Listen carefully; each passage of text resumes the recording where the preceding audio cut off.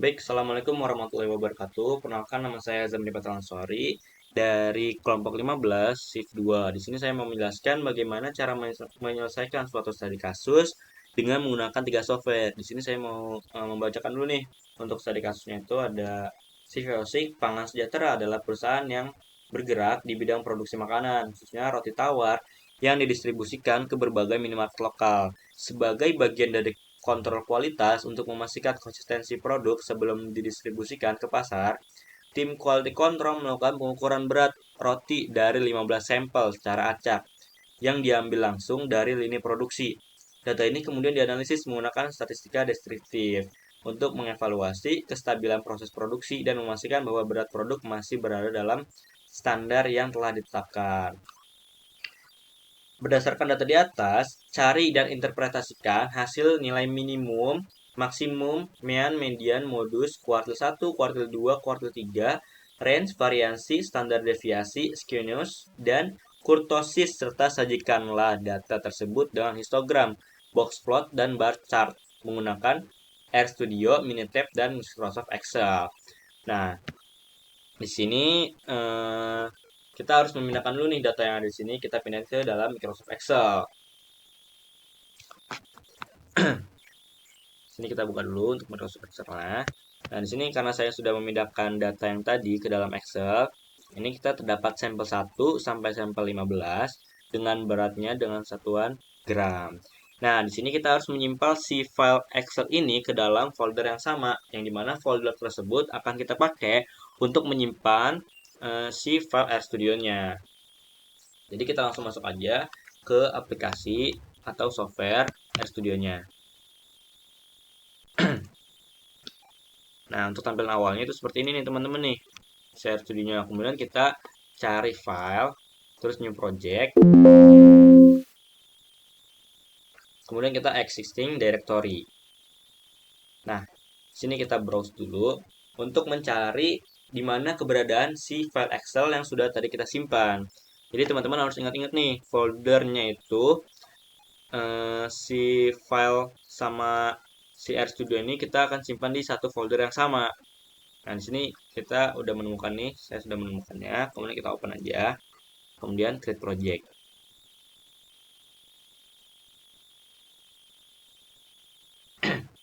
Nah, kemudian kita cari file, new file, script. Oke, teman-teman, kita sudah menginstal untuk menjalankan si komen atau programnya. Kita langsung menginstal dulu nih. Menginstal dari si package dengan komen install package read XL. Kemudian kita aktifkan. Kenapa sih read XL? Yang dimana read XL ini si komen ini akan membaca semua data yang terdapat di Excel. Jadi kita langsung aja blok, kemudian kita salin nih. Kemudian langsung kita jalanin.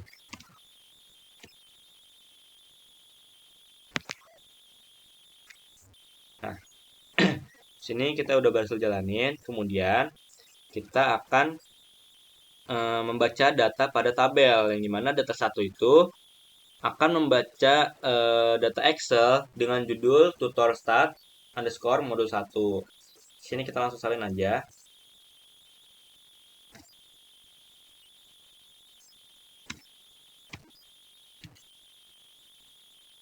Kemudian kita running.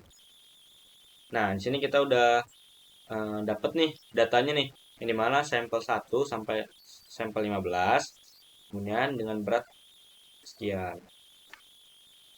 Kemudian kita akan mencari min, max, mean, median, dan kuartilnya nih dengan komen min, max, mean, median, kuartil, kuantile.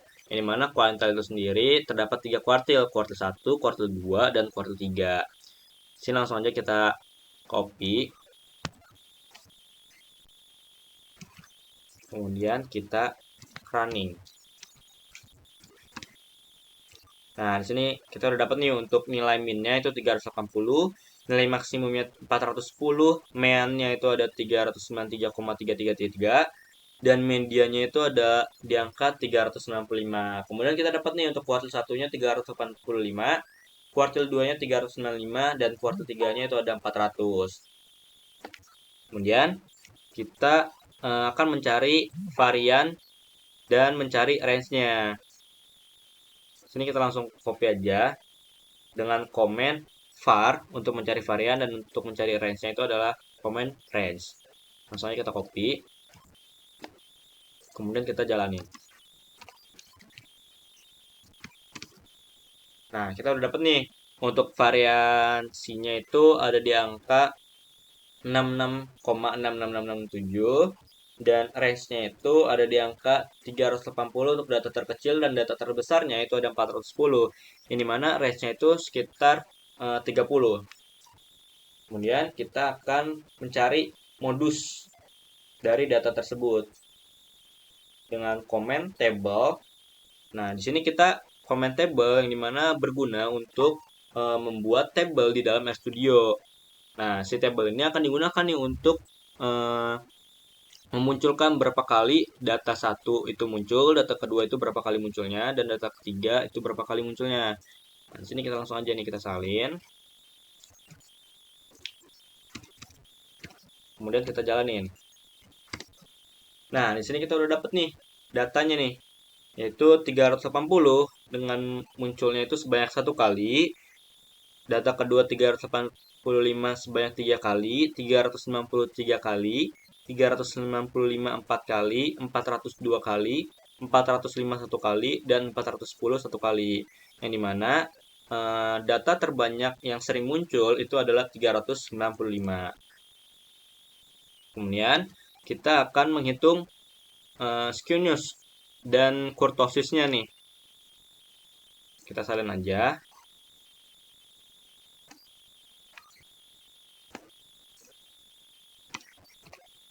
Nah, kita akan menginstal dulu si package-nya dengan rumus E1071.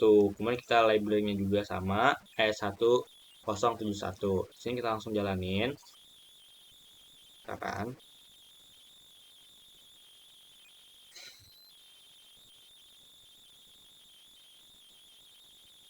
Nah, kemudian kita akan mencari si skewness dan kurtosisnya.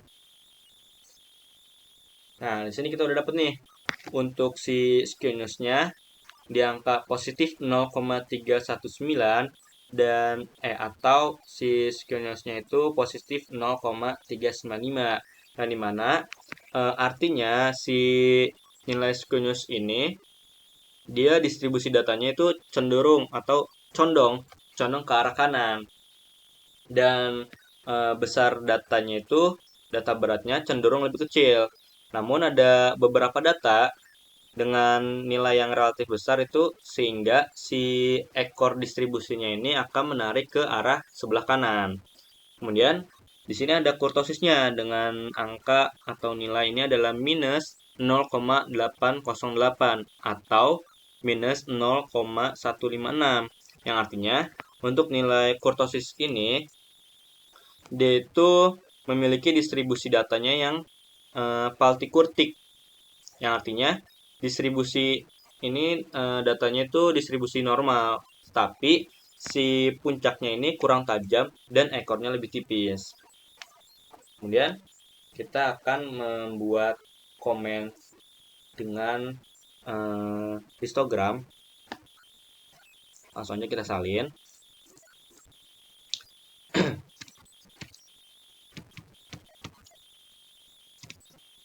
Nah, di sini kita udah dapet nih untuk tabel histogramnya atau diagram histogramnya itu 380 sampai 385 itu frekuensinya 4, 385 sampai 390 itu di frekuensinya 3, 390 sampai 365 itu frekuensinya 4, 395 sampai 400 itu di angka 2, 400 sampai 405 frekuensinya 1 dan 405 sampai 410 itu frekuensinya 1. Kemudian kita akan membuat atau mendefinisikan nilai kuartilnya nih. Nah, di sini rumusnya itu adalah Q kuantil. Di sini ada kuartil 1, kuartil 2, kuartil 3. Nah, kemudian kita juga bisa simbolkan nih, Q1-nya itu 1, Q2-nya 2, dan Q3-nya 3. Sini kita langsung salin aja.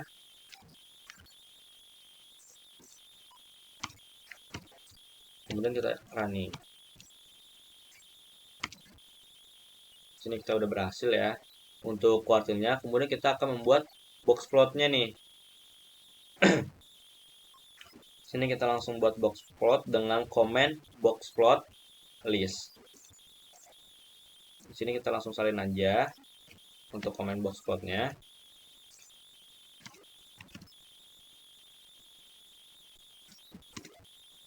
Nah, di sini kita udah dapet nih untuk box plotnya nih, diagram box plotnya yang dimana untuk kuartil 1 itu sendiri ada di angka 385. Kemudian kuartil 2-nya itu ada di angka 395 dan kuartil 3-nya itu ada di angka 400. Kemudian selanjutnya itu kita akan menginstal atau membuat bar plot dengan komen bar plot. Di sini kita apa namanya? Kita salin aja. Kemudian kita running.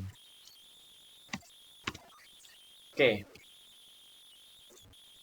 Oke, teman-teman. Di sini kita udah dapet nih untuk bar plotnya dari sampel 1, 2, 3, 4, 5, 6, 7, 8, 9, 10, 11, 12, 13, 14, 15. Dengan beratnya ini kita bisa lihat sendiri di sini ya. Oke, mungkin itu untuk cara pembuatan atau cara menyelesaikan suatu studi kasus menggunakan software RStudio. Selanjutnya kita akan masuk ke software yang kedua. Kita langsung aja masuk ke software yang kedua. Oke, baik teman-teman. Selanjutnya kita langsung masuk ke software yang kedua, yaitu adalah Minitab. Nah, untuk tampilan awal seperti ini Minitabnya. Nah, selanjutnya kita akan menyalin dulu nih data yang sudah kita buat tadi di Excel. Ini kita salin aja. Kemudian kita copy, kita paste di sini. Nah, udah muncul nih datanya. Kemudian kita klik start yang di atas sini. Kemudian basic statistik, display, descriptive, statistik. Nah, kita pilih yang C2 teman-teman nih. Kemudian kita klik statistik. Nah, di sini kita mau munculin nih apa aja nih yang akan diproses oleh si Minitab-nya. Kita variansi, kemudian modusnya, terus maksimum, minimum, range, skewness, kurtosis, dan kumulatif N-nya. Kemudian endingnya default aja. Kemudian kita klik OK. Oke lagi. Oke teman-teman, kita udah berhasil membuat si datanya, yang dimana kita dapat nih untuk nilai maksimumnya itu ada di angka 410, angka minimumnya itu ada 380, variansinya itu ada di 66,67, untuk standar deviasinya ada di 8,16, dan mean-nya itu ada di 393,33. Terus ada skewness-nya itu ada di 0,40 dan kurtosisnya min 0,16. Di sini ada Q1 385,00, kemudian ada median atau Q2-nya itu ada 395 dan Q3-nya itu adalah 400. Oke, selanjutnya kita akan membuat grafiknya nih atau graf dari si diagram histogram. Kita klik yang simple, kemudian kita klik OK. Nah, di sini kita klik yang berat. Kemudian kita klik OK. Nah, baik teman-teman. Sini kita udah berhasil membuat si histogramnya dengan seperti ini diagramnya. Di sini terdapat perbedaan antara histogram di Minitab dan histogram yang ada di RStudio. Nanti akan saya jelaskan di akhir kenapa bisa berbeda. Terus selanjutnya kita akan membuat graf yang box plot. Kita klik yang simple, kemudian kita klik OK. Kemudian kita pilih yang berat. Nah,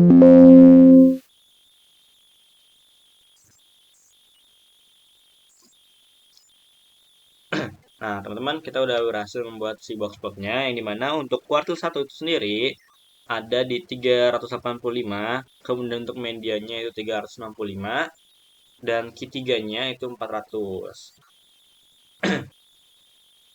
Oke, untuk selanjutnya kita akan membuat dari bar chartnya. Ini kita pilih yang values from a table, kemudian kita klik yang simple. Nah, di sini kita grafiknya yang berat, C2, dan kategorinya itu sampel. Kita klik OK. Nah, teman-teman, kita udah dapat nih untuk bar chartnya, yang dimana sampel 1 sampai sampel 15. Dan untuk beratnya ini kita bisa lihat di sini, teman-teman nih. Oke, baik teman-teman. Kita udah berhasil menjalankan atau menyelesaikan suatu studi kasus menggunakan aplikasi atau software Minitab. Selanjutnya kita akan masuk ke software yang ketiga, yaitu adalah Microsoft Excel. Oke, baik teman-teman, kita masuk ke software yang ketiga, yaitu adalah software Excel. Nah, teman-teman kan tadi sudah membuat si datanya. Kemudian, datanya ini kita harus save as dulu nih, supaya si RStudio-nya saat kita jalanin, saat kita run, tidak error. Kita ganti aja namanya.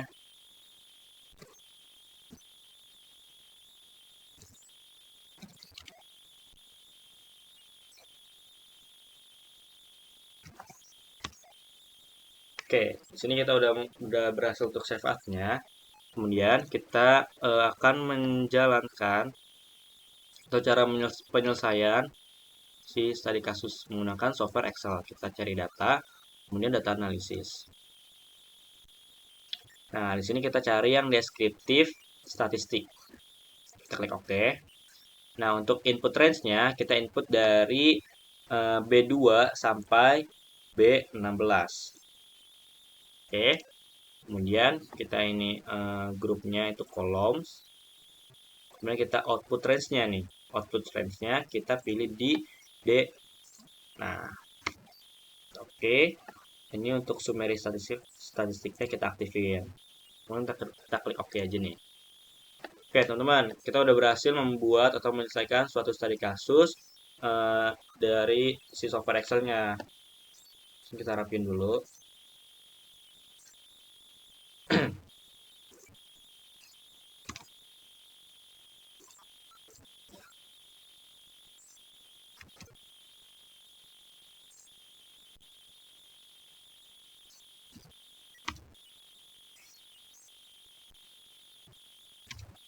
Nah, sini kita udah dapet untuk mean-nya itu sendiri itu mendapatkan angka 363, kemudian mediannya itu 365, modusnya itu 365, standar defisiasi itu ada di 8,16, kemudian untuk kurtosisnya itu ada di angka minus 0,156, untuk skewness-nya itu ada di 0,395, dengan rest-nya itu adalah 30, maksimumnya itu adalah 380, minimumnya sorry, minimumnya itu 380 dan maksimumnya itu 410 dengan total data sebanyak 15.